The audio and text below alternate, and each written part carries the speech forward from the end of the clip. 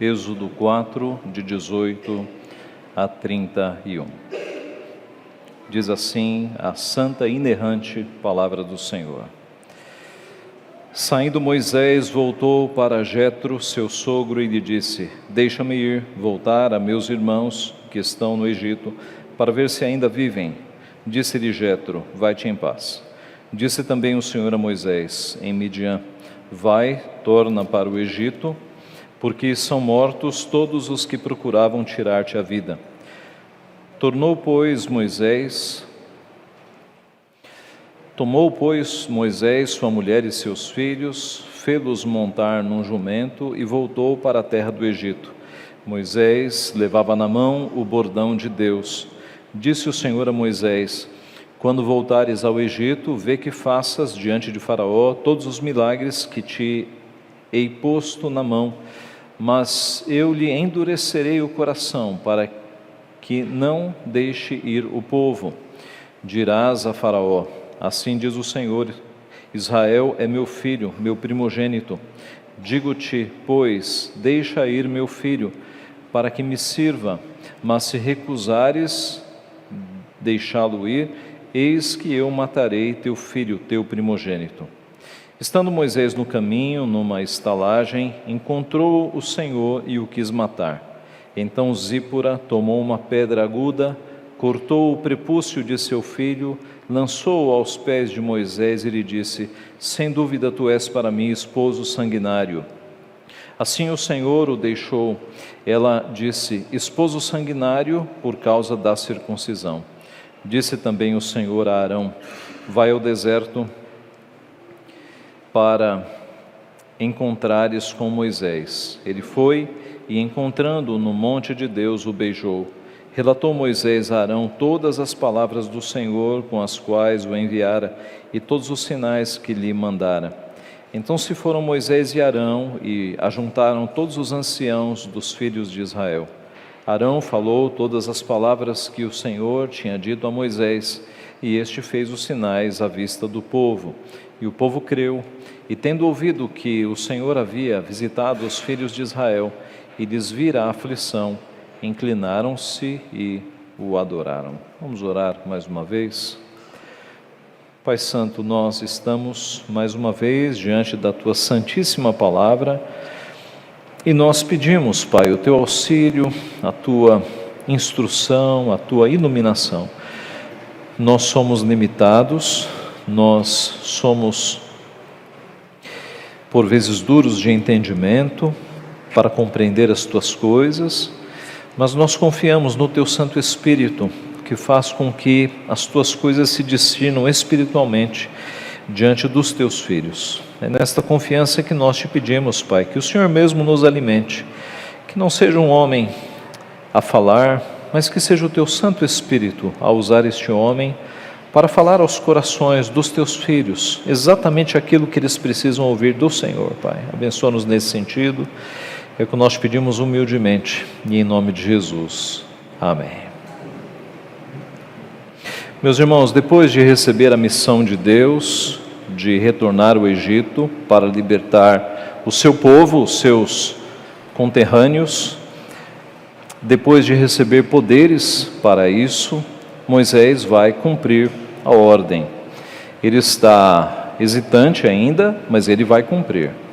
O ponto é, como Moisés cumprirá esta ordem, sendo que ele não vai para lá de todo o coração? Ele está com medo, ele está hesitante, ele demonstrou isso quando Deus o chamou para esta importante missão. Como Moisés vai cumprir esta missão? Será que ele vai fazer de qualquer jeito, relaxadamente? Como Moisés vai cumprir a missão de Deus? A pergunta para nós é a mesma nesta noite. Como nós devemos cumprir a missão de Deus, a missão que Deus coloca na nossa vida? De qualquer jeito ou da forma adequada?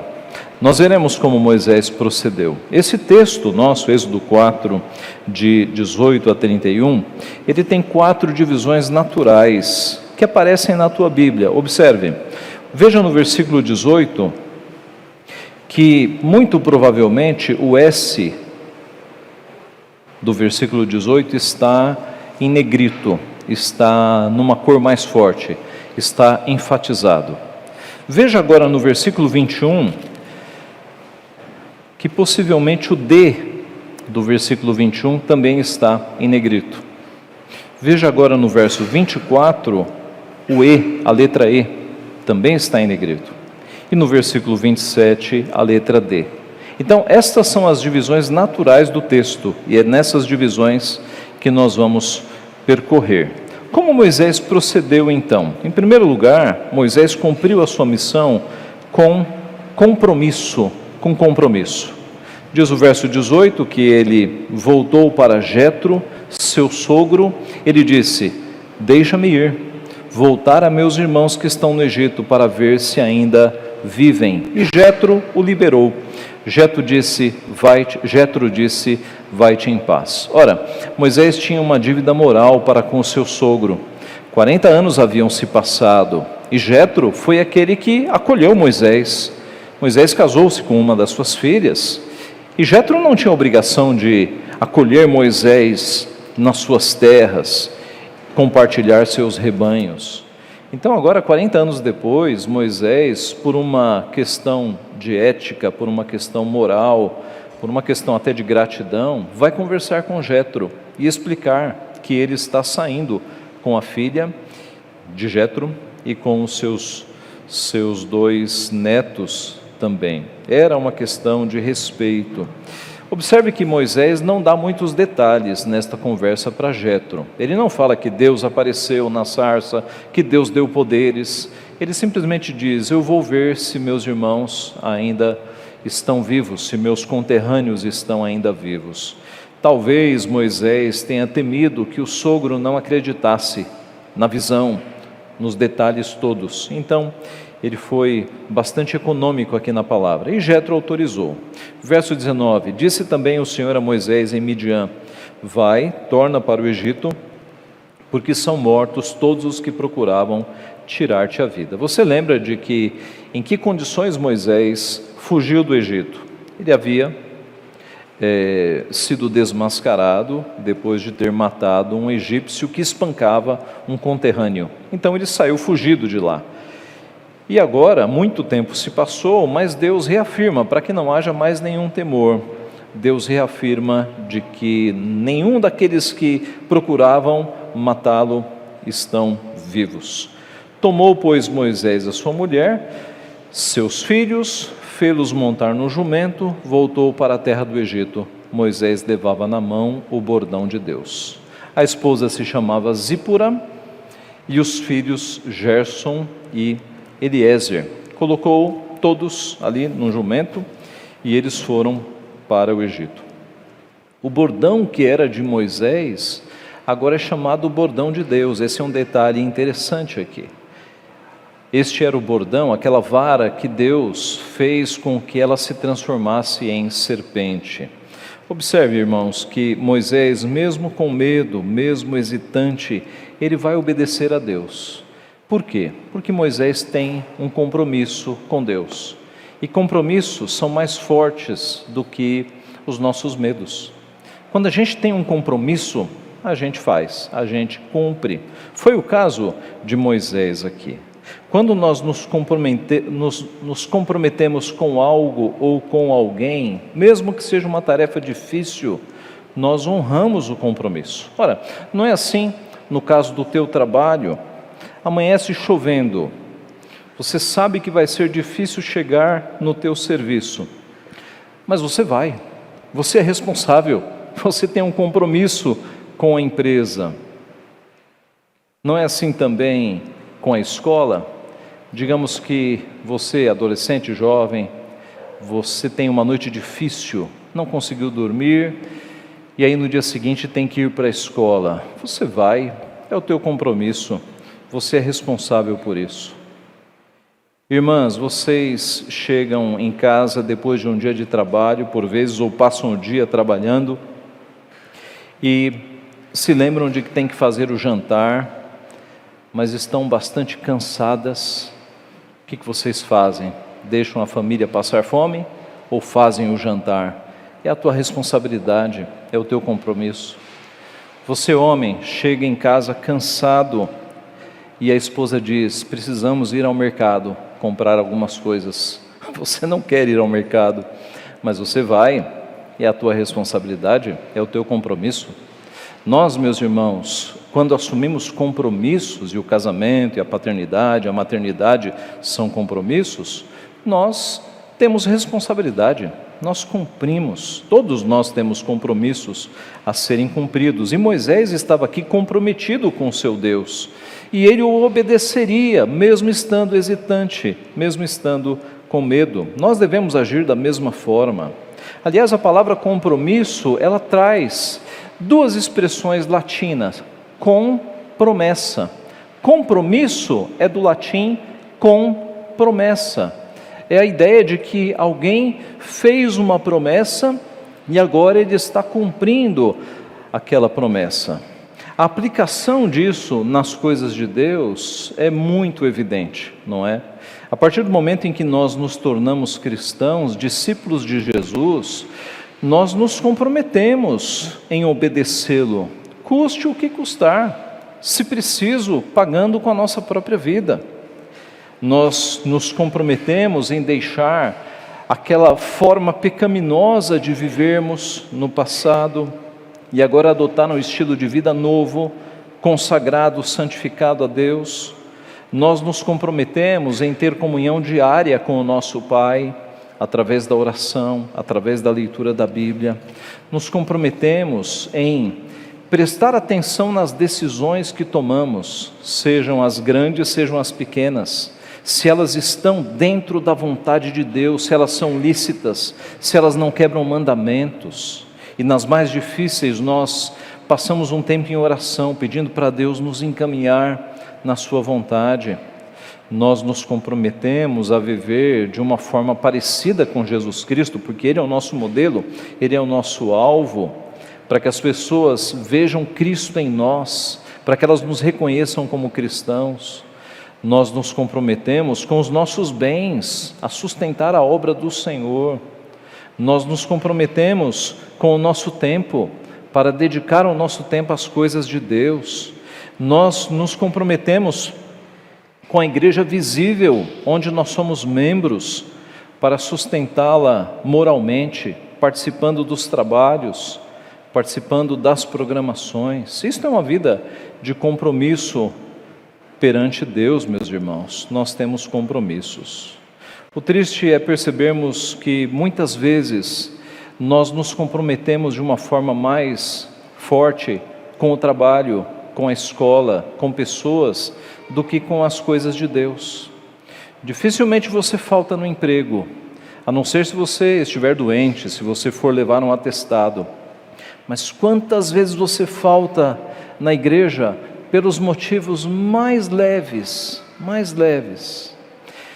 Dificilmente você sairia do teu emprego uma hora antes, sem justificativa. Teu horário de saída é às 6, às 5, eu vou embora, e você sai. Mas na igreja, quantas vezes você não sai antes de terminar a programação? No trabalho, como tem dinheiro envolvido, geralmente nós somos mais aplicados, nós honramos mais o compromisso do trabalho. No trabalho, quando você é escalado, mesmo que seja para horários diferentes, você assume, você vai. Na igreja, mesmo nos trabalhos normais, você pensa duas vezes. Alguém já disse que a decisão de ir no domingo seguinte na igreja, na escola dominical ou no culto, não é tomada no sábado à noite, nem no domingo de manhã. É tomada na sua conversão. Uma vez que você converteu-se a Cristo, essa é uma decisão que foi tomada para sempre. Você não precisa ficar mais pensando se vai na igreja ou não. Se você é um cristão, decisão tomada, você vai à igreja, é onde o corpo de Cristo está, é lá que você deve estar. Mas note que com as questões do trabalho, porque há dinheiro envolvido, nós somos super responsáveis. Com as questões da igreja, se der, eu vou. Se eu estiver bem, eu vou. Se sobrar tempo, eu vou. Como é que você trata os teus clientes? Você que é prestador de serviços. Você trata com excelência, com responsabilidade, cumpre prazos. E quanto a Deus? Você dá o mesmo tratamento para Deus, para as coisas de Deus? A mesma responsabilidade, o mesmo cumprimento da palavra? Deus está vendo o teu compromisso com as coisas que envolvem dinheiro e a tua falta de compromisso com as coisas de Deus. Deus está vendo, então cuidado, porque horrível coisa é cair nas mãos do Deus vivo. Arrume isso antes que Ele discipline a tua vida, porque horrível coisa é cair nas mãos do Deus vivo.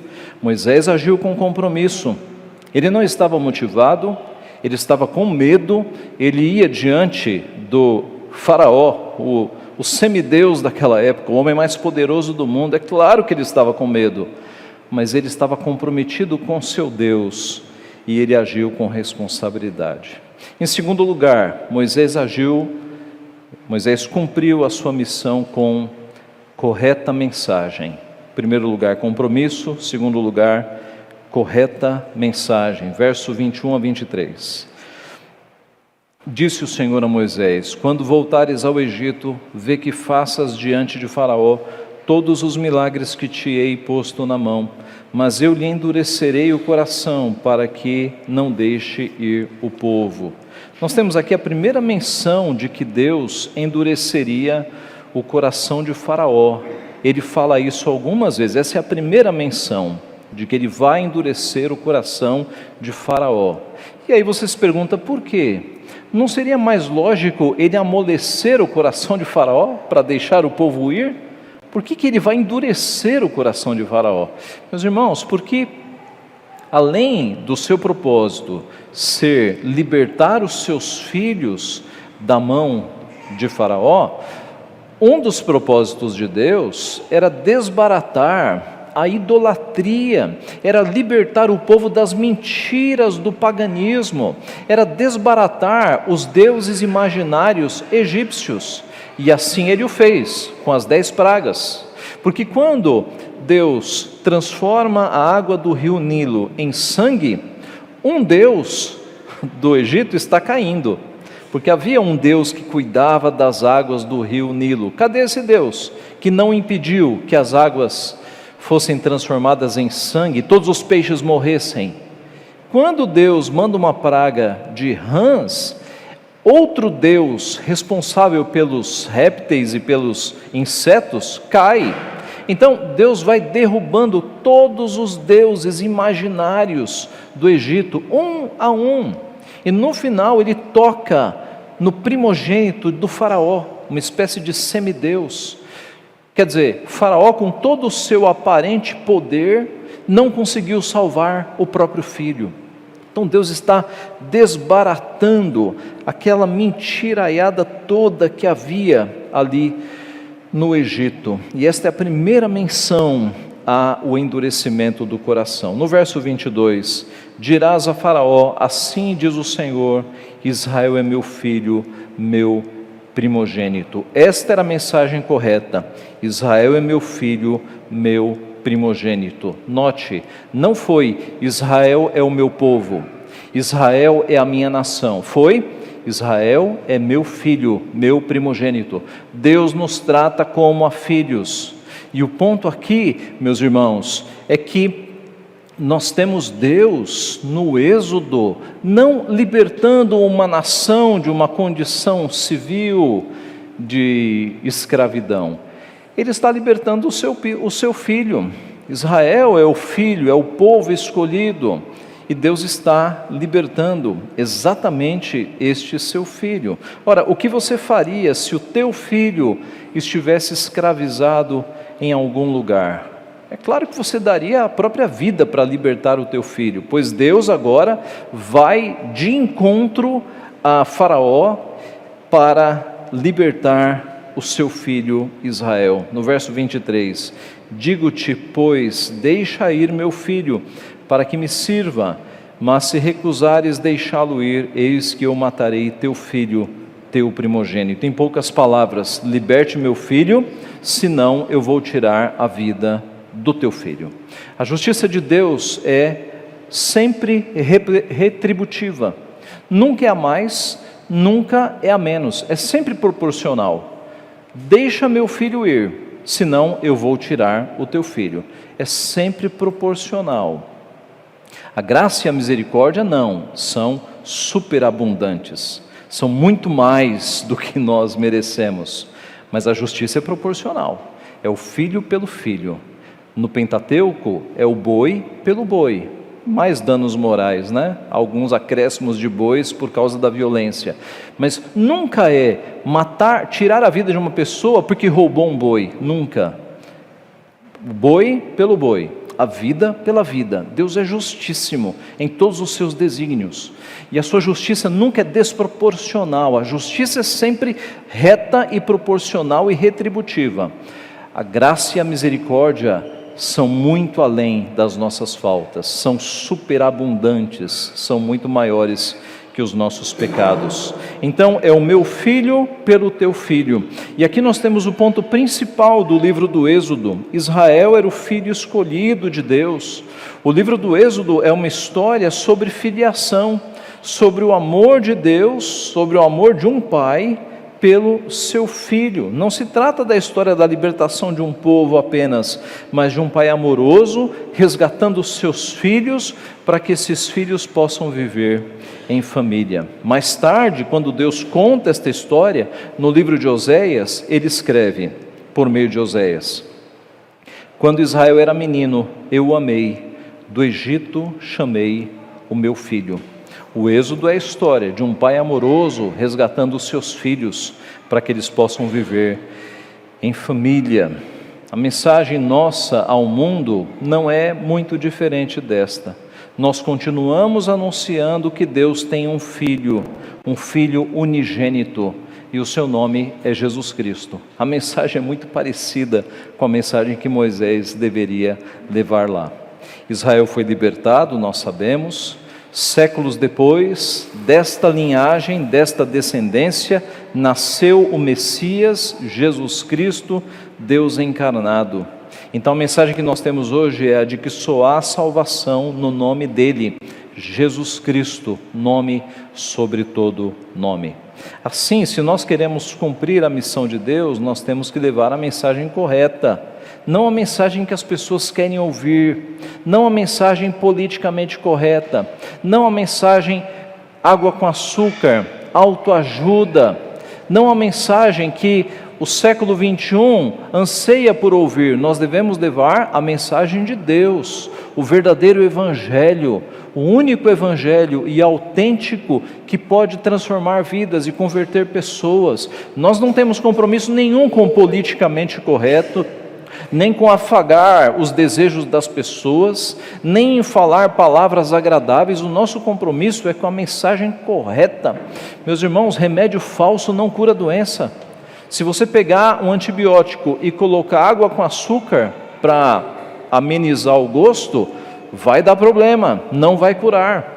É o remédio amargo que cura. E a mensagem de Jesus Cristo é loucura para os que ouvem, é rocha de ofensa, é pedra de tropeço. As pessoas não querem ouvir, mas é a única mensagem que cura.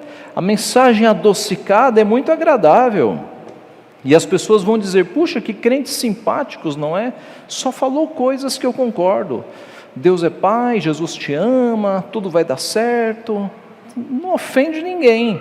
Agora, a mensagem correta, verdadeira, a mensagem de que só há salvação em Cristo Jesus, e quem não estiver em Cristo caminha para o inferno, não vai se salvar. Esta mensagem não é simpática, mas é a única mensagem verdadeira, é a única que pode trazer salvação. Então, Moisés cumpriu a sua missão com compromisso, com correta mensagem. Em terceiro lugar, com consagração. Versos 24 a 26. Estando Moisés no caminho, numa estalagem, encontrou o Senhor e o quis matar. Esta é uma parte enigmática. Alguns acham que é o texto mais difícil do Antigo Testamento. Algumas perguntas aqui neste evento. Primeira, por qual motivo Deus estava querendo matar Moisés? Segunda, por que não matou antes? Por que não matou na sarça, por exemplo? Terceira, porque quis, mas não matou. Não bastava Deus fazer isso para Moisés cair duro? Então, é uma passagem enigmática. Primeira pergunta, a resposta. Na sequência do texto, nós vamos ver que Moisés estava devendo algo a Deus. Devendo o quê? A circuncisão de um dos seus filhos. E Deus estava cobrando. E Deus estava bastante irado, cobrando a circuncisão de um dos seus filhos. Por que ele não matou antes na sarça? Porque note, Deus se revela bastante longânimo e paciente quando o assunto são os nossos temores. Lembre-se do diálogo de Deus com Moisés. Moisés, eu sou pesado de língua, não fui eu que criei a língua, mas quem eu anuncio? E Deus na maior paciência. Agora, quando o assunto é cumprimento das obrigações do pacto e a circuncisão era, aí a coisa muda. Aí Deus cobra e cobra com muita rigidez, com muita rapidez. E terceira questão, por que Deus quis, mas não matou? Sabemos que Deus poderia fazer com que Moisés morresse imediatamente, mas Deus quis dar oportunidade para a ação de Zípora. Foi Zípora que, pelo decreto de Deus, tinha que fazer aquilo. As lições que Moisés recebeu com isso, nós podemos explorar algumas, mas é só Deus mesmo quem vai saber. O ponto é, meus irmãos, que Deus decretou que seria por Zípora que aquele menino seria circuncidado, para vergonha de Moisés, que estava desobedecendo o seu Deus. Diz o texto: então Zípora tomou uma pedra aguda, cortou o prepúcio de seu filho, lançou aos pés de Moisés e lhe disse: sem dúvida tu és para mim esposo sanguinário. Assim o Senhor o deixou. Ela disse: esposo sanguinário, por causa da circuncisão. Note que Zípora salvou a vida de Moisés aqui. Salvou Moisés da ira divina, fazendo o que Moisés deveria ter feito, mas não fez. Deveria ter circuncidado o menino lá atrás, no 8º dia. Por que Moisés não havia obedecido esta ordem? O texto não diz. Nós podemos conjecturar, considerando que Moisés era casado com Zípora, que não era do povo de Deus, talvez alguma espécie de temor para com a opinião da esposa, para com a opinião do sogro. Ele foi deixando e não o fez, talvez. E isso tem uma confirmação quando você vê o estranhamento de Zípora quanto àquele ritual. Esposo sanguinário, é como se ela dissesse: essa tua religião é muito sanguinária, você é um esposo sanguinário. Porque o rito da circuncisão era um rito próprio dos judeus, estabelecido por Deus como sinal da aliança a Abraão, e era um rito de sangue. Assim, nós vemos que Zípora, vendo que o marido corria risco de morte, porque diz o texto que Deus se colocou, estando Moisés no caminho, numa estalagem, encontrou o Senhor e o quis matar. Tudo indica foi uma teofania, tudo indica Deus assumiu aqui uma forma de homem ou de anjo, e ele foi para matar Moisés. E Zípora, vendo que o marido corria risco de morte, ela mesma fez ali rapidamente a circuncisão do filho e jogou o prepúcio, a carne, nos pés de Moisés. Depois ela chama ele de esposo sanguinário, possivelmente por esse traço sanguinário do rito. O texto não fala, mas o ponto é: Moisés estava falhando. Moisés não havia obedecido a Deus e Deus veio cobrar. A ironia é que Moisés estava cuidando da vida dos outros, no melhor sentido, ele estava indo para libertar um povo, com uma omissão na própria casa. Não havia cuidado do filho, não havia feito o básico com o filho, que era a circuncisão. Veja a ironia disso. A ironia também, meus irmãos, é que a esposa teve que fazer isso por ele, não é? Alguém está se identificando? Maridos que não fazem as coisas que devem fazer, e a esposa que vai fazer. compromissos com Deus, o marido não toma a decisão e a esposa que vai salvar o marido. Observe que isso é mais antigo do que nós pensamos. Pais que não batizam seus filhos estão cometendo o mesmo erro, o mesmíssimo erro. Não vou batizar, deixa meu filho crescer um pouco. Está errado. Vocês viram como Deus agiu com Moisés aqui? A força com que ele cobrou Moisés? E se Deus cobrar a você, pai, na mesma força? O assunto é o mesmo. Batismo e circuncisão é a mesma coisa. Um é do Antigo Testamento, outro é do Novo Testamento. O do Antigo Testamento eram os pais que no 8º dia de vida apresentavam o filho para fazer parte do povo de Deus. No Antigo Testamento, crianças desde o 8º dia faziam parte do povo de Deus. E não apenas, e aí você vê no Antigo Testamento, na Páscoa as crianças participando, na leitura da lei as crianças estão lá, nos cultos as crianças estão lá. A criança fazia parte da vida do povo de Deus, já no Antigo Testamento. No Novo Testamento as crianças não estão excluídas, o Novo Testamento é mais abrangente. É claro que judeus que haviam inserido as suas crianças a vida inteira, em milênios, no povo de Deus, agora no Novo Testamento não, só quando crescer e só quando puder declarar a sua fé, não, de jeito nenhum. No Novo Testamento, e nós lemos o texto de Colossenses, o batismo é a circuncisão de Cristo. Paulo está falando aos colossenses, vocês foram circuncidados, e é possível até imaginar os colossenses, o quê? Do que Paulo está falando? Nós somos gentios. Paulo continua, não no despojamento, não por mãos, não a circuncisão do sangue, vocês foram circuncidados no despojamento da carne, no batismo. Deixe-me ler literalmente, Colossenses 2. Vocês foram batizados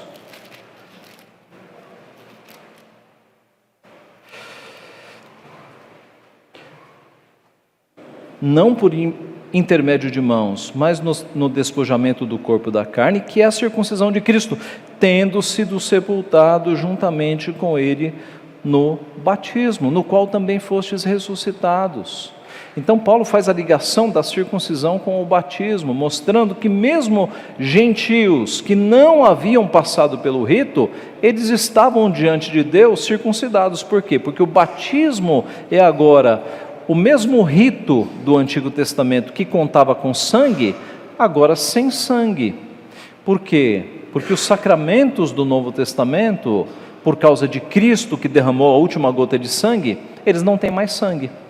No Antigo Testamento, Páscoa tinha sangue porque um cordeiro era imolado. A nossa Páscoa, hoje, que é a nossa ceia, tem pão e vinho, não tem mais sangue. A circuncisão no passado contava com o sangue do menino que era circuncidado. No Novo Testamento não tem mais sangue, é com água. Percebe? Os ritos eram cruentos, eles contavam com sangue. Depois que Cristo morreu, a última gota de sangue necessária para a expiação foi derramada por Cristo.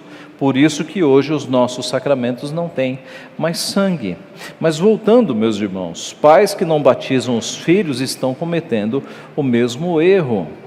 A consagração tem a ver não apenas com a minha vida diante de Deus, mas se eu sou pai, tem a ver, se eu sou homem cabeça, tem a ver com a minha consagração, da minha esposa e dos meus filhos. Se você é mãe, tem a ver com a sua consagração e a consagração dos teus filhos. Não é apenas a sua consagração, é a consagração daqueles que Deus colocou embaixo da tua autoridade. No caso, os filhos. Moisés, neste ponto, foi omisso e foi salvo por sua esposa. Quantos homens hoje têm sido omissos na consagração dos seus filhos e muitas vezes têm sido salvos por suas esposas? Homens que não trazem os filhos na igreja e aí a esposa traz. Homens que não disciplinam e a esposa disciplina. É a velha omissão. Lembremos-nos de Jó. Jó é um belo exemplo. Jó levantava de madrugada e oferecia holocaustos, para o caso dos seus filhos terem pecado em pensamento. E ele acordava de madrugada e oferecia holocaustos em favor dos seus filhos. Jó era um sacerdote da família. Jó era um pai responsável. Jó sabia que a consagração bastava não apenas a dele, mas também da sua família e dos seus filhos. Há um ditado, meus irmãos, que diz: pais de joelhos, filhos em pé. Pais de joelhos, filhos em pé. Que mostra a nossa necessidade como pais de estarmos de joelhos, intercedendo pelos nossos filhos, para que eles não saiam dos caminhos do Senhor. Alguns de nós intercedendo para que os filhos voltem aos caminhos do Senhor, porque foram criados nos caminhos e estão na fase de uma certa rebeldia, mas é necessário que os nossos joelhos estejam no chão, em favor dos nossos filhos, pais de joelhos, filhos em pé. Você tem zelado pela vida espiritual dos teus filhos?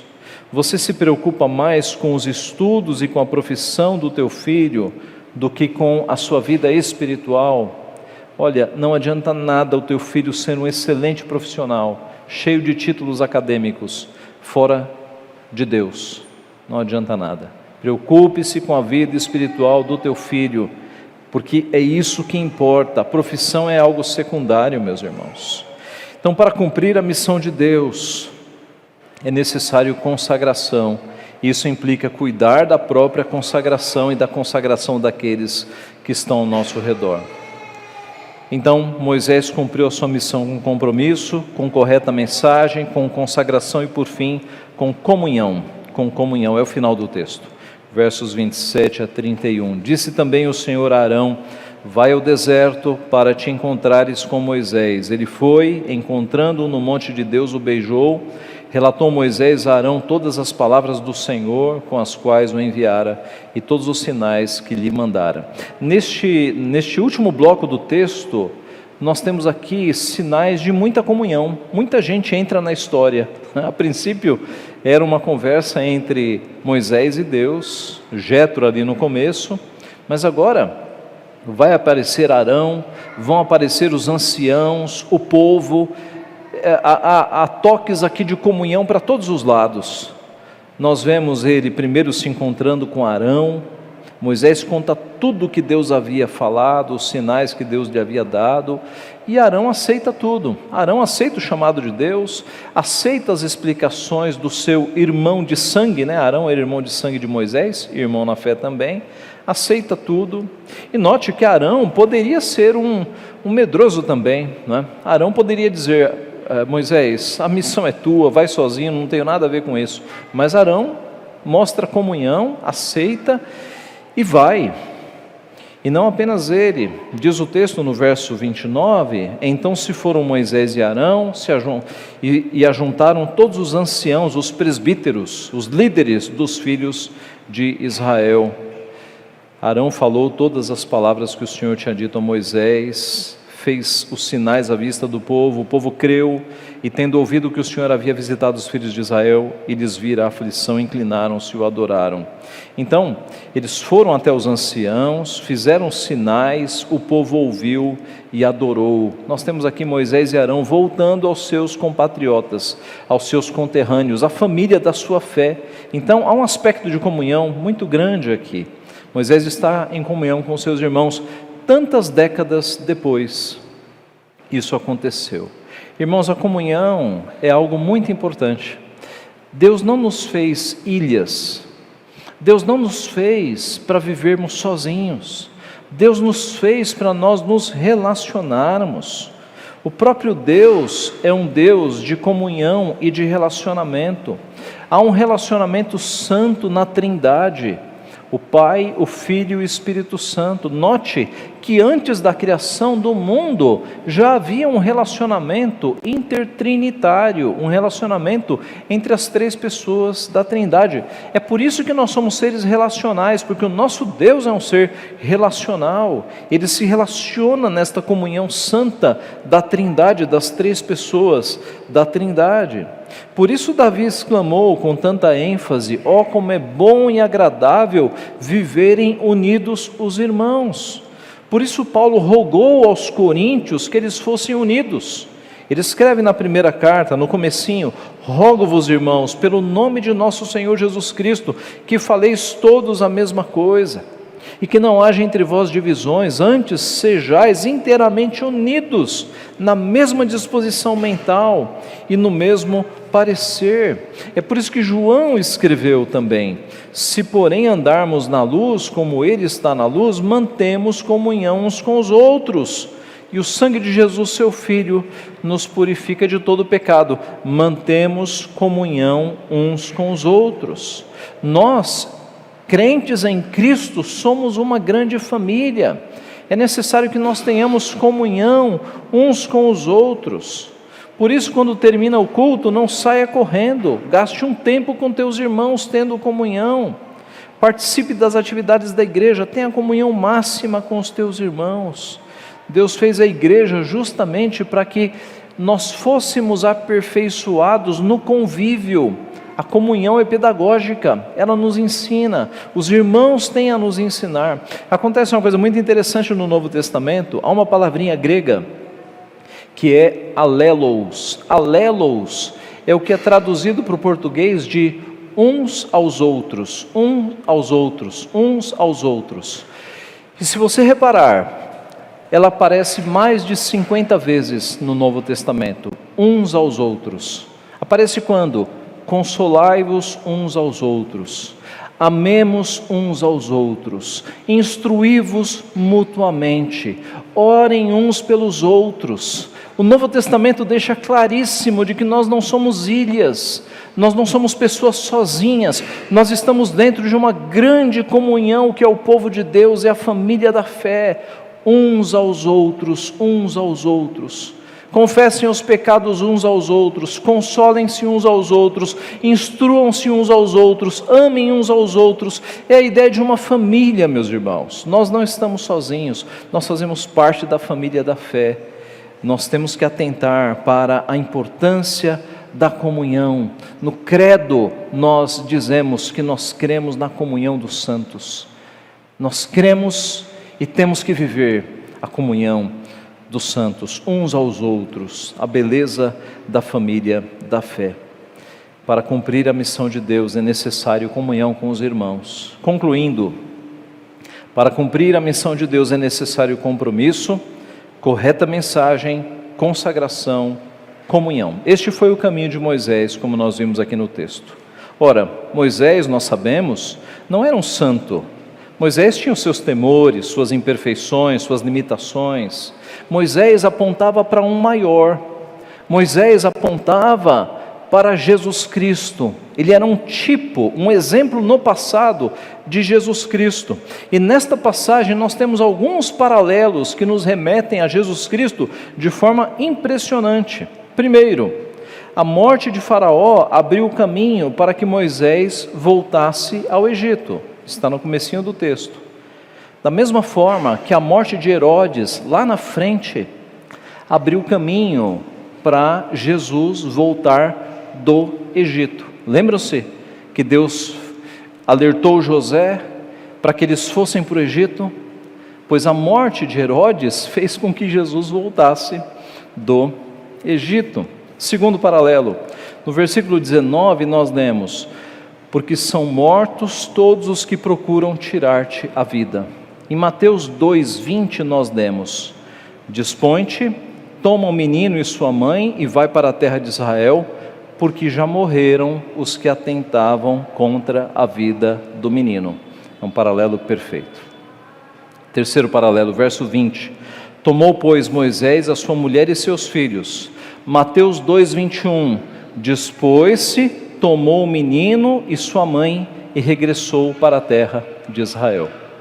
Quarto paralelo: Israel foi o filho primogênito de Deus, mas um filho pecador, um filho trabalhoso, um filho murmurador. Jesus foi o filho que não deu nenhum trabalho. Jesus foi o filho cuja vontade, cuja comida e a bebida era fazer a vontade do Pai. Jesus foi o filho perfeito, o filho perfeito. Quinto e último paralelo: A ira de Deus contra Moisés foi aplacada imediatamente quando o sangue da circuncisão foi derramado. A ira de Deus contra nós foi aplacada imediatamente quando o sangue do próprio Filho escorreu na cruz por amor a nós.